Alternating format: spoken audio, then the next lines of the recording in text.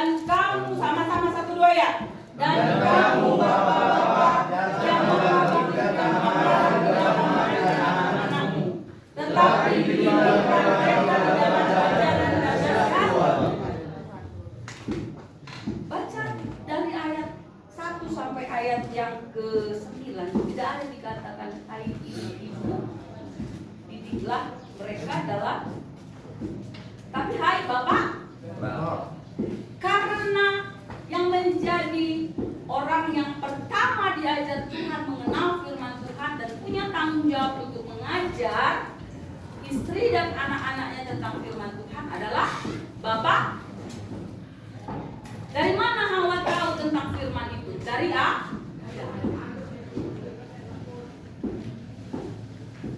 Maka dikatakan dalam firman Tuhan ini, hai bapak-bapak, jangan bangkitkan amarah di dalam hati anak, tetapi didiklah mereka.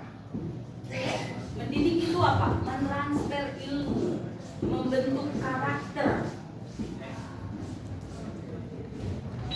anak-anak kita. Di dalam ajaran apa? Ajaran dan nasihat Tuhan. Ajaran dan nasihat Tuhan itu dari mana? Firman. Lalu bagaimana bapak-bapak bisa mendidik anaknya dalam ajaran firman Tuhan kalau dia sendiri nggak pernah ibadah? Bersyukur kita di sini Tuhan dengan cara Tuhan. Bapak-bapak boleh ada di sini untuk mengenal firman Tuhan. Kalau di luar sana kita sering lihat, kurasa kita juga sering lihat anak istrinya diantar ke gereja, dia pulang, padahal dia yang punya jawab mendidik. Didiklah anak-anakmu dalam ajaran dan nasihat. Sama dengan handphone. Kalau nggak kita simpan nomor orang di sini, bisakah kita tahu ada nomor seseorang di sini? Tidak. Kalau kaum pria atau bapak itu sendiri tidak pernah mengisi hati, mengisi pikirannya dengan nasihat dan ajaran firman Tuhan, bagaimana dia mengajarkan tentang ajaran dan nasihat firman Tuhan?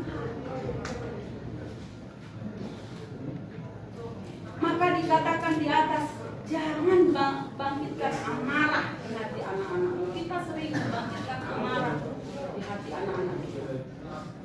Bahkan kita ada di sini mungkin karena amarah kepada Bapak. Bapak-bapak yang dikasihi oleh Tuhan, dan mungkin ada anak lajang laki-laki yang belum menikah. Dari firman Tuhan ini saya mau sampaikan, kalau sebelumnya dari tempat ini kita belum melakukan fungsi kita menjadi mahkota kehidupan, sumber kehidupan buat keluarga, mulai hari ini mari kita menjadi mahkota kehidupan. Makanya saya katakan tadi, kalau boleh yang ikut pemuritan itu semua, apalagi di sini banyak banget. Tujuannya bukan hanya untuk supaya keluar dari sini jadi sintua di gereja, tidak. Tapi tujuannya adalah menjadikan kita punya melakukan fungsi kita masing-masing. Generasi kita, anak-anak kita, saya percaya sekalipun bapak-bapak ada di tempat ini, ada nggak yang punya cita-cita anaknya masuk ke tempat ini? Ada yang punya cita-cita seperti itu? Pasti nggak ada ya? Maka putuskan mata rantai ini. Kalau bapak-bapak pernah ada di tempat ini, pasti kita punya keinginan memutuskan mata rantai yang buruk dari keluarga kita. Bagaimana cara memutuskannya? Kembali kepada fungsi kita sebagai bapak. Laki-laki harus kembali kepada fungsinya sebagai bapak. Selama ini kan karena bapak-bapak nggak melakukan fungsinya, akhirnya mau ibunya, mamanya harus kerja keras, bukan hanya cari duit, cuma kerja keras, tapi mendidik anak pun juga harus kerja keras. Kadang-kala karena lelah, akhirnya ada pikiran mungkin begini, tuh maisi anak nyaman narui, gua nyaman narui dari buani, karena lelah, karena sebagai seorang sumber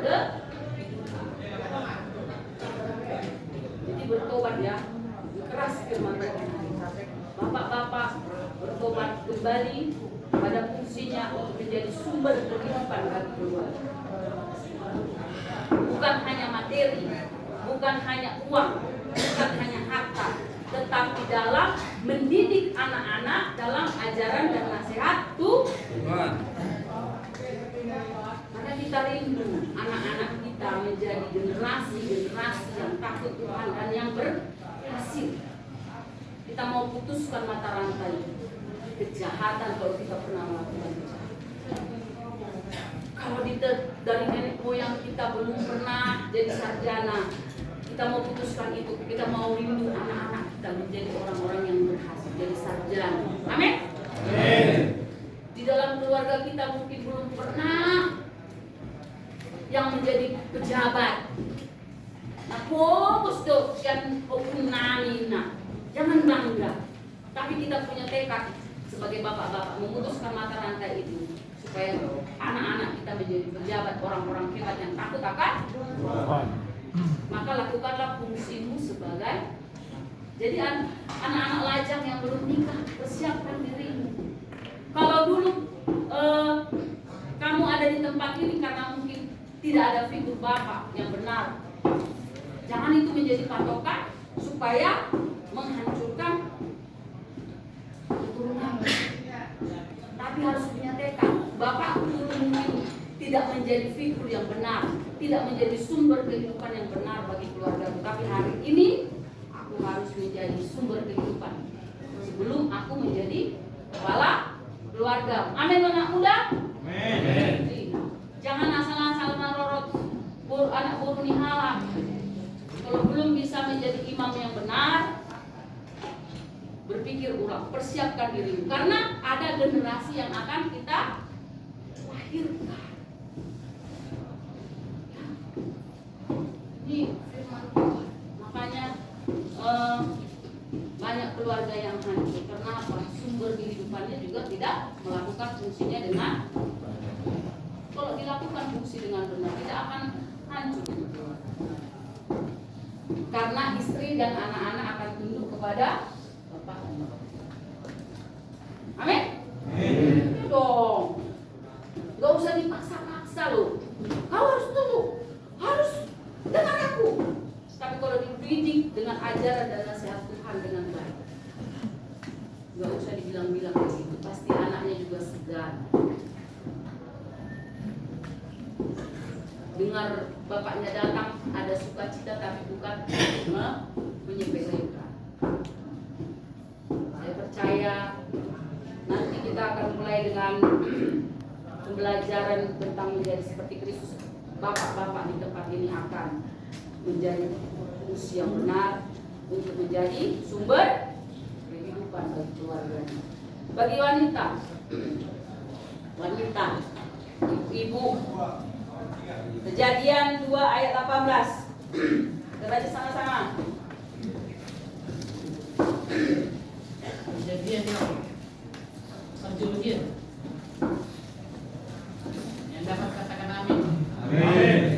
Baca. 1, 2 ya. Tuhan Allah berfirman, tidak baik kalau manusia itu seorang diri saja. Aku akan menjadikan penolong baginya yang sesuai dengan dia. Perempuan itu penolong, bukan perongrong. Bawa naswahana kok. Kan dilihat kok holan 10.000 sadari. Toko dia daw. Halaki nga manuhor TV na balga. Halaki nga manuhor kulkas na balga. Bukan itu. Apa yang kalau kita sudah pilih suami kita, apa yang menjadi kelemahannya akan kita tutupi dengan apa yang bisa kita. Kalau penghasilannya sedikit kita cukupkan, kalau bisa kita bantu. Itu perempuan, bukan perong-perong. Penolong itu lebih kuat biasanya. Kadang-kadang mungkin suaminya lupa. Boleh diingat, mengingatkan bukan mengajak.